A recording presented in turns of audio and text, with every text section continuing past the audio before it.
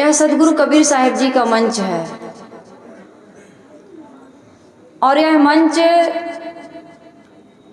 उनके लिए है जो सब कहीं से सारग्राही बन कर के सबसे अच्छाई ले लेते हैं। सदगुरु कबीर साहिब जी ने बहुत सुंदर साखी कही है साधुओं के लिए, लेकिन साधु कोई कपड़े से नहीं होता है, साधु होता है स्वभाव से। और जिसका स्वभाव साधु का होता है उसका स्वभाव कैसा होना चाहिए। हम लोग पक्षपात में फंस जाते हैं, हम इस मत के हैं, हम इस पंथ के हैं, इस संप्रदाय के हैं, इस महापुरुष के शिष्य हैं, हम इसको अपना इष्ट मानते हैं, उपास्य मानते हैं। कोई राम को मानता है, कोई बुद्ध को, कोई महावीर को, कोई कबीर को, कोई रामायण की, कोई भागवत की, कोई गीता की, कोई बीजक की बातों को सुनता पढ़ता और मानता है। लेकिन सदगुरु कबीर साहिब जी कहते हैं साधु ऐसा चाहिए। कैसा चाहिए? साधु को कैसा होना चाहिए? साधु अर्थात जो अपने जीवन को साधना चाहता है, अपने जीवन को शुद्ध निर्मल पवित्र करना चाहता है, संयमित करना चाहता है, सुखी करना चाहता है और निर्बंध बनाना चाहता है, निर्द्वंद बनाना चाहता है, निर्मल पवित्र बनाना चाहता है, वही साधु है। साधु का मतलब यह नहीं कि जो वेशधारी हैं या मठधारी हैं, आश्रम में रहते हैं, वही नहीं। इसलिए इस बात को हम और आप सभी लोग दिमाग में बैठा करके रखेंगे कि जो साधना करता है, साधना, साध यानी इच्छा, ना यानी नहीं, जो इच्छाओं में पड़ करके हमारी और आपकी दुर्दशा हो रही है, कहा है इच्छा ही आशा ही परमम दुखम नैराश्यम परमम सुखम यथा संचित कांतासा सुख सुस्वाप पिंगला। एक पिंगला नाम की वेश्या थी, पर पुरुष के इंतजार में पूरी रात जागी। सुबह के 4 बज गए, जब कोई पुरुष नहीं आया तो उसने दरवाजा लगाया और अंदर जाकर के निश्चिंतता की नींद सो गई। तो ये मंत्र की रचना उस समय हुई कि आशा ही परमम दुखम, आशा हो, इच्छा हो, कामना हो, चाहना हो, यही हमको रुलाती है। तो मैं ये कह रही थी कि साधु कौन? जिसके अंदर अनावश्यक इच्छाएं ना हो। आवश्यकताओं की पूर्ति तो सबकी होती है, लेकिन इच्छाओं की पूर्ति किसी की नहीं होती है। इसलिए मैं कह रही थी कबीर साहिब जी की साखी कि साधु ऐसा चाहिए। कैसा चाहिए? जैसे सूप स्वभाव सार सार को गही रहे थोथा दे उड़ाए। साधु ऐसा चाहिए, समझदार व्यक्ति ऐसा चाहिए, विवेकी ऐसा चाहिए जो सब कहीं से सार ले लेता है। हमारे गुरुदेव जी कहा करते थे ऐसा कोई अक्षर नहीं जो मंत्र में प्रयुक्त ना हो सके, ऐसी कोई औषधि, ऐसी कोई वनस्पति नहीं जिसकी कोई औषधि ना बने, और ऐसा कोई व्यक्ति नहीं जिसमें कोई अच्छाई ना हो। लेकिन कमी हम लोगों की है कि हम अच्छाई को नहीं देख पाते हैं, बुराई को देख लेते हैं। इसलिए हमारा जीवन कैसा बन जाता है? बुरा बन जाता है।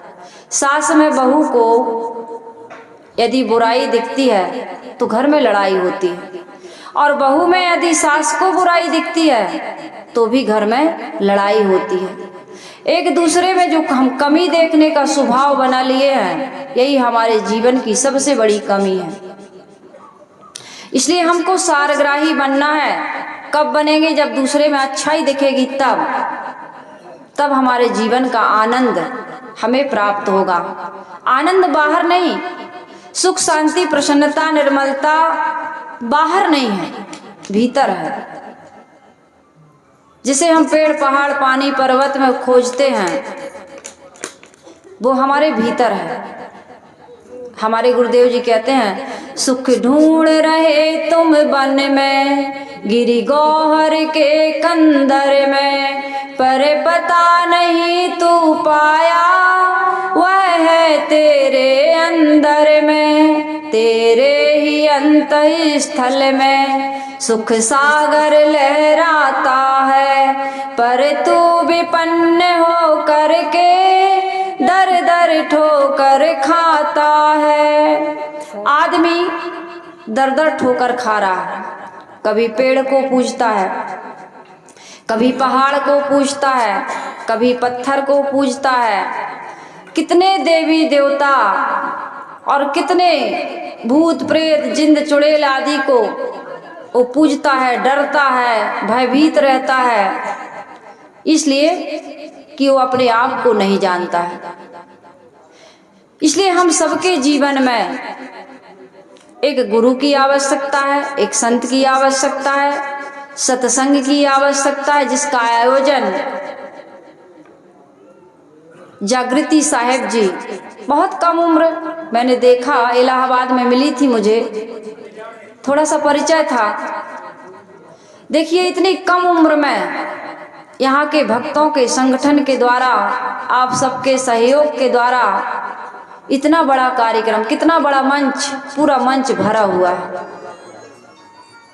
इस सत्संग के प्रभाव से निश्चित ही उनके जीवन में, उनके घर परिवार में कोई ऐसा व्यक्ति होगा, मुझे तो पता नहीं, या यहाँ का कुछ ऐसा माहौल होगा कि संत गुरुजन आते रहे होंगे। मैं अपने जीवन में अनुभव करती हूँ, संतों का वो प्रभाव होता है, सत्संग का वो प्रभाव होता है कि आदमी कौवे से हंस बन जाता है।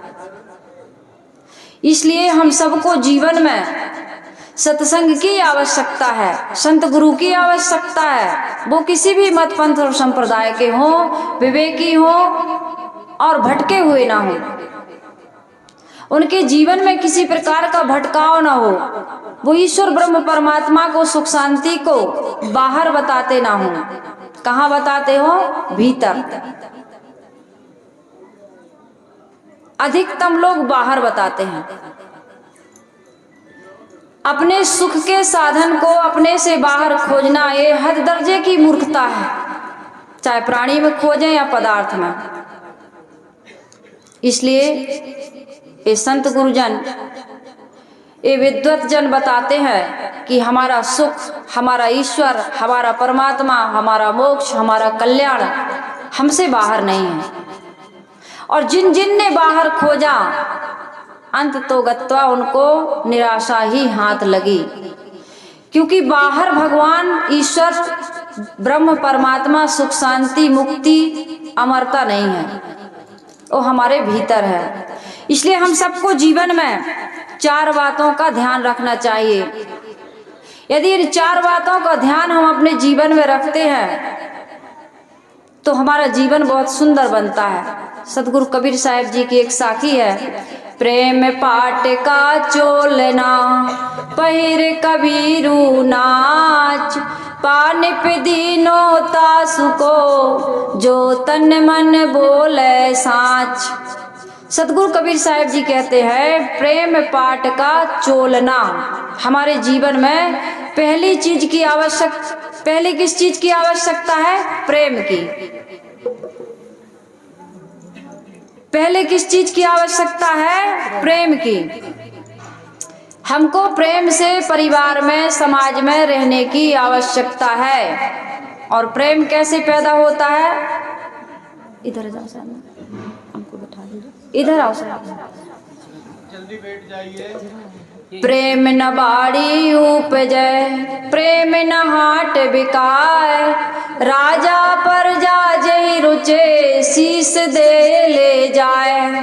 प्रेम न बाड़ी उपजे, प्रेम की कहीं कोई ना फसल होती है, ना कोई दुकान होती है, ना कोई खदान होती है।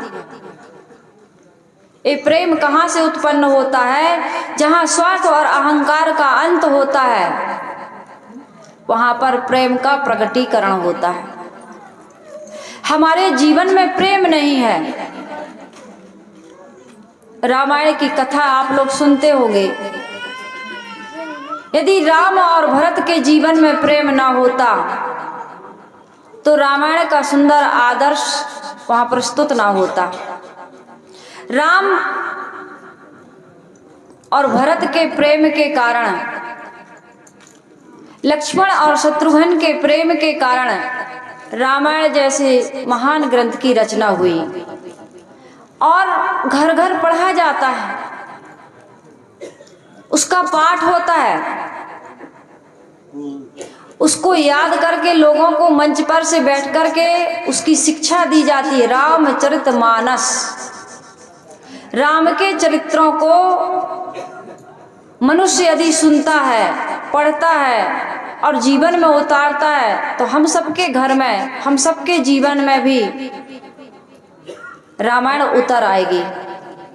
इसलिए हम सबको जीवन में प्रेम की आवश्यकता, प्रेम पाठ का चोलना, जो कुछ भी हम करते हैं घर में, परिवार में, समाज में, हित की भावना से, परमार्थ की भावना से, समाज की सेवा की भावना से, सहयोग की भावना से यदि उस कार्य को करते हैं तो वह कार्य क्या बन जाता है? पूजा बन जाता है। घर में भोजन बनाना, झाड़ू लगाना, पोछा लगाना, बर्तन धोना, कपड़े धोना, खेती करना, बिजनेस करना, व्यापार करना। लोग कहते हैं हम इनके कारण भजन नहीं कर पाते, लेकिन हमारे संत सदगुरु कबीर साहब जी कहते हैं जो कुछ करूं सो पूजा।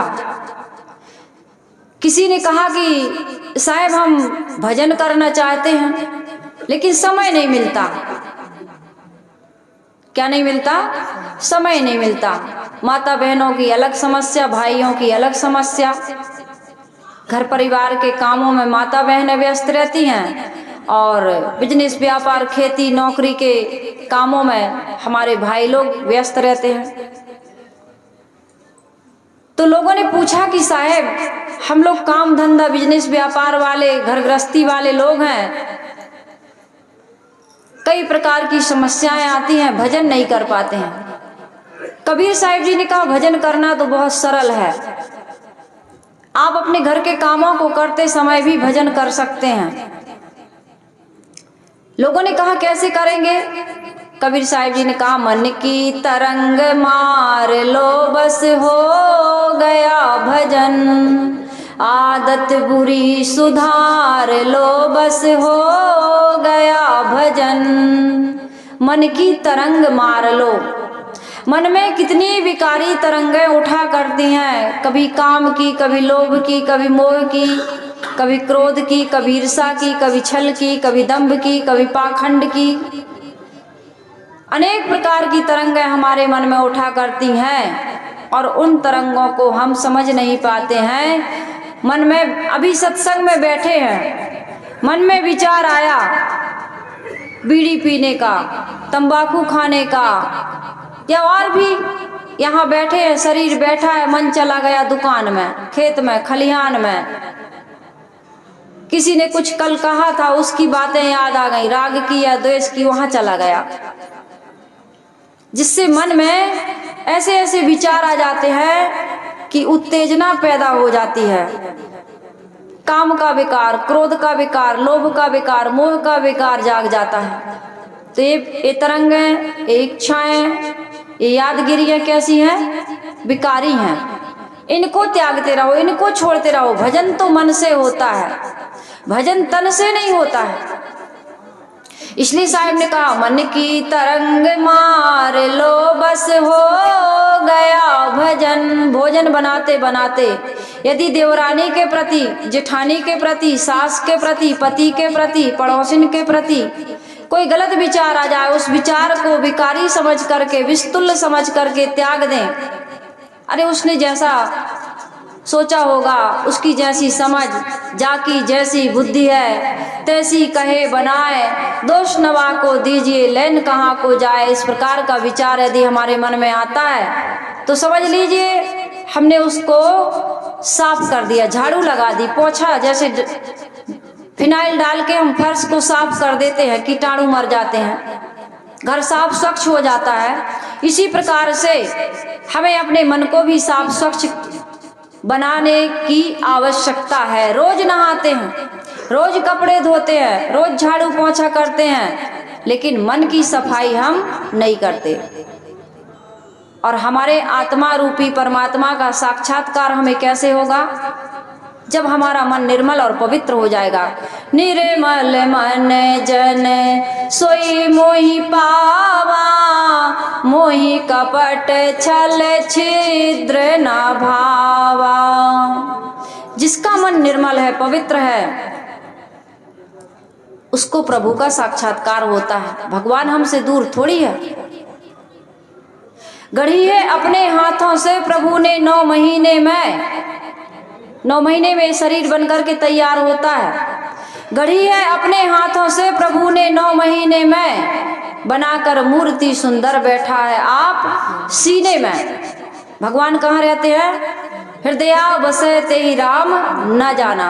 गोस्वामी जी भी कहते हैं, घट में है सूझे नहीं, लानत ऐसी जिंद, तुलसिया संसार को भयो मोतिया बिंद।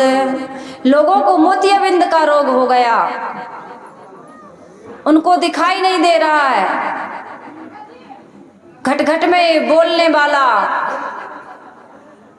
आँख से देखने वाला, कान से सुनने वाला, जीभ से चखने वाला, त्वचा से स्पर्श करने वाला, हमारे अंदर जो बैठा है, जिसे हम आत्मा कहते हैं, वही तो परमात्मा है। और वो निकल जाए तो कोई ईश्वर ब्रह्म परमात्मा को हम नहीं जानेंगे, न समझेंगे। इसलिए मैं ये कह रही थी कि हमारे अंदर में बैठा हुआ परमात्मा, उसका साक्षात्कार कैसे होगा? जब हमारा मन निर्मल और पवित्र हो जाएगा।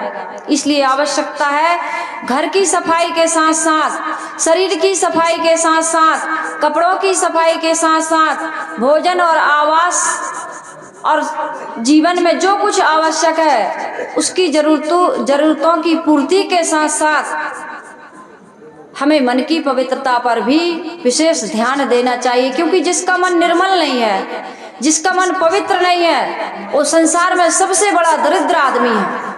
क्योंकि एसी में रहकर, एसी भवन में रहकर, एसी कार में हम घूमने जाते हैं और अच्छे से अच्छे भोजन करते हैं, अच्छे से अच्छे कपड़े पहनते हैं, अच्छे लोगों के साथ उठते बैठते हैं, फिर भी मन अच्छा नहीं बन पाया, विचार अच्छे नहीं आ पाए, तो हमारा जीवन हर समय दुखी रहता है, परेशान रहता है।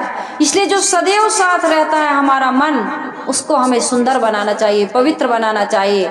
और इसी के लिए सत्संग का आयोजन किया गया है। यह सत्संग हमें क्या देता है? जीवन जीने की कला देता है, मन को निर्मलता और पवित्रता प्रदान करता है। इसी से जितना मन जिसका जितना निर्मल होगा, उतना प्रसन्न होगा, उतना निश्चिंत होगा, निर्भय होगा, आनंद का सागर होगा। इसलिए माता बहनों, भाइयों, सत्संग प्रेमी सज्जनों, मेरा आप सभी से निवेदन है कि मन को निर्मल बनाइए, मन को पवित्र बनाइए।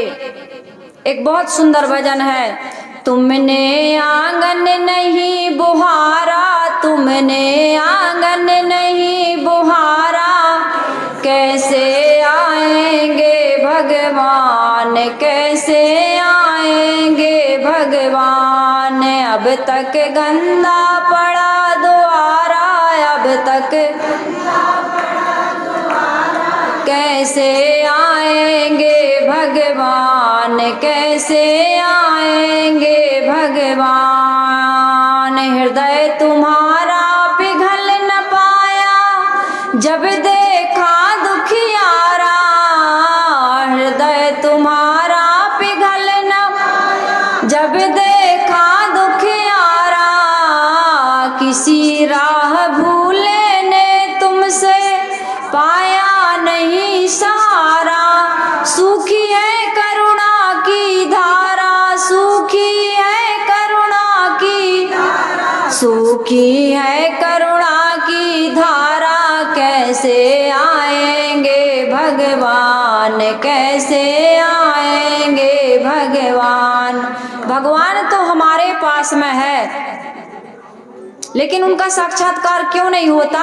क्योंकि हमारा हृदय अभी साफ नहीं हुआ, निर्मल नहीं हुआ, पवित्र नहीं हुआ। साहिब कहते हैं जब दर्शन को दिल चाहिए तब दर्पण मांजत रहिए, और जब दर्पण लागी काई तो दर्श कहाँ से पाए। जैसे पानी में काई होती है, हाथ से हम साफ कर देते हैं, हटा देते हैं, और काई फिर धीरे धीरे धीरे धीरे पानी पर छा जाती है। इसी प्रकार से हमारे मन में रोज रोज विकार आते हैं, इसलिए रोज रोज सत्संग की आवश्यकता है, स्वाध्याय की आवश्यकता है, ध्यान चिंतन की आवश्यकता है। यदि हम इसको छोड़ देते हैं तो जीवन में हमारा मन कभी भी पवित्र नहीं हो सकता है।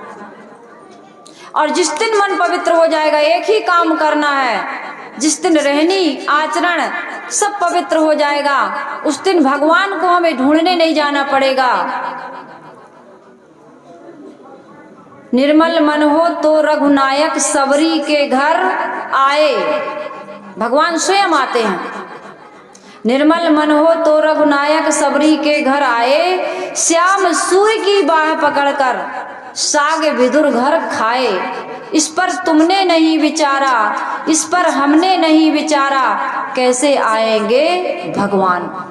जिसका मन पवित्र होता है वही व्यक्ति दूसरे से प्रेम कर सकता है। जिसका मन पवित्र नहीं होता वो तो आशंकाओं से घिरा हुआ है, वो तो संशय से घिरा हुआ है। उसके मन में तो हमेशा लगा रहता है कि सामने वाला मेरा सबसे बड़ा शत्रु है, मेरी निंदा कर रहा होगा, मेरी बुराई कर रहा होगा, मुझे नीचा दिखाना चाहता है, मेरा काम बिगाड़ना चाहता है। तरह तरह की आशंकाओं से हम घिरे रहते हैं। लेकिन जो व्यक्ति निर्मल मन का होता है, पवित्र मन का होता है, वो किसी के बारे में कभी गलत विचार ला ही नहीं सकता। एक दुकानदार था, उसके दुकान पर एक ग्राहक आया, सामान लिया, पैसा कुछ ज्यादा दे दिया, वो जाने लगा।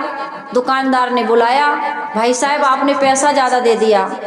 उसने कहा भाई पैसा ज्यादा दे दिया तो क्या हुआ, आप मुझे बुला करके दे रहे हैं, ऐसा आज के जमाने में मैंने किसी को देखा नहीं। कोई ज्यादा दे देता था आदमी रख लेता है, बताता भी नहीं।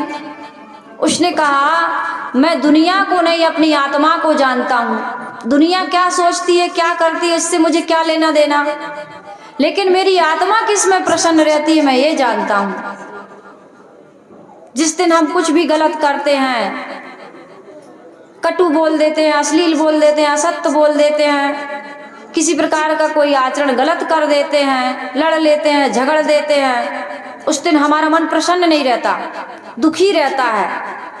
इसलिए उस व्यक्ति ने कहा कि ईमानदारी पूर्वक और परिश्रम पूर्वक कमा करके जो व्यक्ति अपना जीवन निर्वाह करता है, उस व्यक्ति के समान संसार में कोई सुखी नहीं। साच बराबर तप नहीं, झूठ बराबर पाप, जाके हृदय साच है, ताके हृदय आप। हम बातों को सुनते हैं, जीवन में उतारते नहीं, जानते हैं बहुत ज्यादा लेकिन करते बहुत कम है। इसलिए तो यहाँ जितने लोग बैठे हैं, इसका अर्थ यह नहीं कि ये जानते नहीं, बहुत जानते हैं, सब जानते हैं, लेकिन उस जानने की कीमत किस में है? मानने में, करने में। जो व्यक्ति जितना जानता है उतना कर ले तो जीवन के दुख, जीवन की दारिद्रता दूर हो जाए। इसलिए मेरा निवेदन है कि घर में प्रेम होना चाहिए, क्योंकि जिन लोगों के साथ हम रहते हैं उनके साथ यदि प्रेम पूर्ण व्यवहार नहीं है, हम अहंकार करते हैं, कामना रखते हैं, अपेक्षाएं रखते हैं, देने का भाव नहीं बल्कि उनसे लेना चाहते हैं, तो वह व्यक्ति कभी सुखी नहीं हो सकता है। व्यवहार में ईमानदारी बरतिए, जैसे उस दुकानदार ने किया। जो व्यक्ति दूसरे के साथ गलत करता है उसके साथ गलत होता है। रामायण की चौपाई आप लोग पढ़ते होंगे, सुनते होंगे। कर्म प्रधान विश्व रचि राखा, और जो जस करहि सो तस फल चाखा। कबीर साहिब जी भी कहते हैं, कबीर साहिब जी क्या कहते हैं? कबीर कमाई आपनी निष्फल कभी न जाए, बोया पेड़ बबूल का आम कहाँ से खाए। जीवन में सुख चाहते हैं लेकिन बोते क्या हैं? हम अपने जीवन में क्या बो रहे हैं, दूसरों को क्या दे रहा है, दूसरों को दुख दे रहा है, पीड़ा दे रहा है, तकलीफ दे रहा है, दूसरों की निंदा कर रहा है, दूसरों का अपमान कर रहा है, दूसरों का मान सम्मान सहन नहीं हो रहा है। अपने ही भाई के लिए, अपनी ही देवरानी जेठानी के बीच में बड़ा राग द्वेष मचा हुआ है। दूसरे के 3 मंजिल का 2 मंजिल का मकान बन गया, हमें बड़ी ईर्ष्या हो रही है, बड़ी जलन हो रही है। सदगुरु कबीर साहिब जी कहते हैं तुम्हें आत्मधन का पता नहीं, बाहर के धन को देख करके तुम दुखी सुखी हो रहे हो। आत्मधन जो उसके पास वही तुम्हारे पास है। तुम आत्मधन को प्राप्त करके सदा सदा के लिए सुखी हो सकते हो। संसार में कहीं भी समानता नहीं है, लेकिन हमारे स्वरूप में समानता है। जो आत्माराम सामने वाले के अंदर है, वही आत्माराम हमारे अंदर है। बस उसको जो पहचान लेता है वह सुखी हो जाता है, और जो नहीं पहचान पाता है वो संसार की वस्तुओं का मूल्यांकन करते करते अपने जीवन को दुखमय बना लेता है। इस संसार में आपके जैसे, आपसे और अच्छे हजारों करोड़ों अरबों खरबों लोग हैं। आप किसी से आगे और किसी से पीछे सदैव रहेंगे, इसलिए आपको दुखी सुखी होने की आवश्यकता नहीं है। आप अपने में मस्त रहिए। इसलिए मैंने कहा कि परिवार में प्रेम हो और व्यवहार में ईमानदारी हो और समाज में समानता हो, तभी हमारा जीवन सुखी हो सकता है। यदि इन बातों पर हम ध्यान नहीं देते हैं तो हमारा जीवन कभी सुखी नहीं हो सकता है। इसलिए सत्संग में आकर के अच्छे विचारों से लाभ लेकर के अपने जीवन को सुंदर बनाने की आवश्यकता है, और सुंदर बनाने की पूरी जिम्मेदारी और पूरी सुवस्था हमारी है। और इसके लिए न एक अगरबत्ती की आवश्यकता है, न घंटी की आवश्यकता है, न शंख की आवश्यकता है, न फूल बेलपत्री की आवश्यकता है, न एक लोटा जल की आवश्यकता है। करते हैं तो बहुत अच्छी बात है, जो करते हो करते रहिए, कोई बुरी बात नहीं है। कितने लोग कहते हैं भगवान बाहर नहीं है। जो भगवान बाहर मानते हैं उनकी आस्था को देखिए, आप उनके विश्वास को देखिए, उनकी कोमलता को देखिए, उनकी पवित्रता को देखिए, उनकी सरलता को देखिए, उनके प्रेम को, उनके समर्पण को देखिए। सतगुरु कबीर साहिब जी ने कहा, राम वियोगी विकल तन इन दुख वो मति कोय, छुअत ही मरी जाएंगे ताला बेली होए। इसलिए यदि कोई बाहर पूजा करता है, जल चढ़ाता है, अगरबत्ती लगाता है, तो लगाने दीजिए। उनके जीवन में कितनी अच्छाइयां हैं ये देखिए। और जो कुछ भी नहीं करता है लेकिन अहंकारी है, आत्मज्ञान है उसे, लेकिन केवल शब्दों तक। आत्मज्ञान में रमता होता तो किसी की आत्मा को इस तरह के कठोर शब्द कह करके वो उसको दुखी न करता। साधु के स्वभाव में ये शोभा नहीं देता कि किसी की आत्मा को, किसी की भावनाओं को हम इस तरह से दुखी कर दें।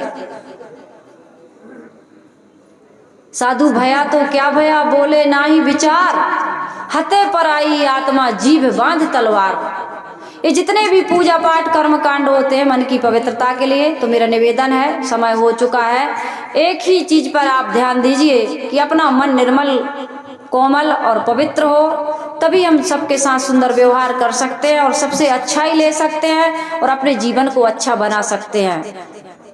इन्हीं विचारों के साथ मैं अपनी वाणी को विराम दे रही हूँ। आप सभी लोग एक बार जोर से जयकार लगाएंगे, हाथ ऊपर उठा करके बोलिए सदगुरु कबीर साहेब की, संत समाज की, भक्त समाज की जय। साहेब बंदगी साहेब।